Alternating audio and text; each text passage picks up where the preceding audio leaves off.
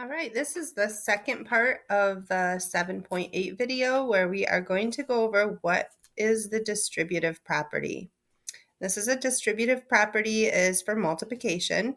It's multiplying a sum. So we have a sum here and we're multiplying a sum by a number is the same as multiplying each term by the number and then adding the product. So if you take this and we were to add these two numbers first and then multiply times 5, we would get the same answer as if we distributed this 5 across the g. So 5 times g, like this, plus 5 times 9 here. So you will get the same answer by distributing this across these two terms. These are terms because they're divided by a plus sign. Okay, so let's try one so you can see what it looks like. So here we know that when we have a coefficient right next to the parentheses, that means to multiply. So we have two terms being added, and we are going to use the distributive property to write an equivalent expression. So we're going to take this 6 and we are going to multiply it times y, 6 times y. And then we're going to take the 6 and multiply it times the 7, 6 times 7. Okay, so we distributed that. So those two expressions are equivalent, because of the distributive property. That's the rule that we can use, that we know we can take that 6 and distribute it across that those two terms. And you don't need to write that down because that is on page 402 of your book. Just make sure that for the test you have it marked so you know where it is, in case you need to review it, what distributive property means. So here's another way to use the distributive property. So sometimes we distribute across two. Sometimes we want to take a factor out and put it in the front of two terms that we're adding together. So in this case, we have two terms that are being added together, and in both of those terms, in the coefficient, we have 12 and 8. So there's a factor that will fit in both 12 and 8. 2 is a factor that would fit in there. We want the greatest common factor, so let's try another one. I know 4 would fit into 12 3 times, and 4 would fit into 8 2 times. So we can find the greatest common factor, which is 4 here. Okay, so 12 and 8 are our coefficients. We are finding the greatest common factor of those coefficients, which is 4. Now we are going to rewrite each term as a multiplication problem or a product of the greatest common factor and another factor. So we're changing our 12, and instead of writing it as 12, we're going to write 4. That's the greatest common factor. 4 times 3 would make 12. 3a. 4 times 3a. And then plus 4 times 2, which would make the 8, times b. So we can do that. We can pull out a factor of those two numbers. Then we can combine. We're going to use the distributive property to pull out this 4 factor out front, right? And this is not an x. This is a multiplication symbol. So I'm going to rewrite that without that so you can see what it would look like. We take the 3a plus 2b, and we put that in the parentheses, and then we take our factor of 4, our greatest common factor, and pull it out front because that's going to be multiplied times those other two numbers. So we have 3a plus 2b, and then we're going to multiply each of those terms by 4. So let's just check using the distributive property to make sure that we still get 12a and 8b. So this is what it should be equal to, 12a plus 8b. So here, 4 times 3 equals 12. That would give us 12a. 4 times 2 equals 8, which would give us 8b. So 12a plus 8b is equal. So this expression is equal to the one that we started with. We just took a factor of 4 out.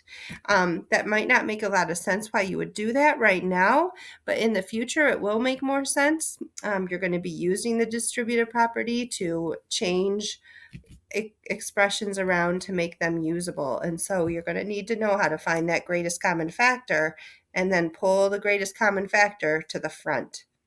Okay. let's look at this. This is also on page 402, so again, you don't need to write this down, just follow along with me. We're going to use properties of operations to write an expression equivalent to 5a plus 8a minus 16 by combining like terms. All right, so we're first, here I'm going to rewrite this expression right here. And then I've turned this around a little bit. So I'm using the commutative property of multiplication to rewrite the like terms, 5a and 8a. So I'm going to rewrite 5a as a times 5 plus a times 8 minus 16. So now I have a's out front, and the a is common in those two terms.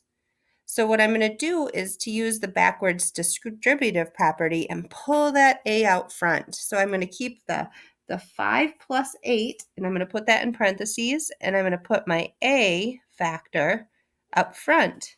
So a times what's in parentheses minus 16. Then I can combine these two because they are like terms. 5 plus 8 is 13. A times 13 minus 16. And then here I'm going to use, so that was the distributive property I used to pull that a out front. So I used the distributive property to rewrite this. Then I added within the parentheses. That's what I did here. Then I used the commutative property of multiplication to rewrite a times 13 as 13a. So I can switch these around and I can just make this 13 into a coefficient of a. All right, that's how we do it. So let's try some. Sometimes I just think the best way to learn these is to actually try them. Okay, so let's see. I'm going to do this first one. You don't have to write it down. We're using the distributive property to write equivalent expressions. So I see that I have a sum in the middle here in the parentheses, b plus 1.5. I'm going to use the distributive property to distribute the 8 across both of those. So I'm going to get 8 times b. And remember, I don't need the multiplication symbol because it's a coefficient. It's right out front, so I know I'm going to multiply those. Plus 8 times 1.5. So I'm going to go off to the side and do that.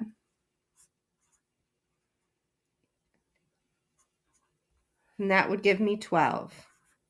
So 8b plus 12. Okay. Let me have you guys pause this and copy these two down. These are the last two we'll try together here today. If you think you know what to do, if you can put the right proper things in the blanks, do it now, and then watch the video again to make sure you have it correct. All right, so here I see a common factor of 4, so I'm going to pull that 4 out front, and I'm going to add the m plus p. Okay, here on this one, I see a factor of 3 here and a factor of 3 here. So I'm going to take a factor of 3 out. The greatest common factor of 3 and 9 is 3. This one would be, if I put my 3 out front, 3 times 1a would give me the 3a. So I'm just going to put my a, because remember, you don't need to put a 1 there. Anything, the identity property makes it so that 1 times a is just a. And then 3 times what will give me 9? So 3 times 3 will give me 9. And then I need to keep my b attached to that 3. So that is how I use the distributive property to pull out a factor of 3 there.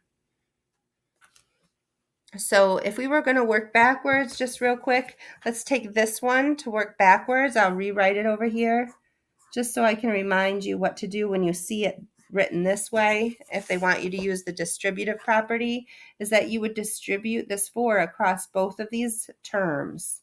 So this would give you 4m plus 4p. That's how you would distribute. You'd multiply it times both the terms inside of the parentheses. Okay, I'm going to let you try your assignment now.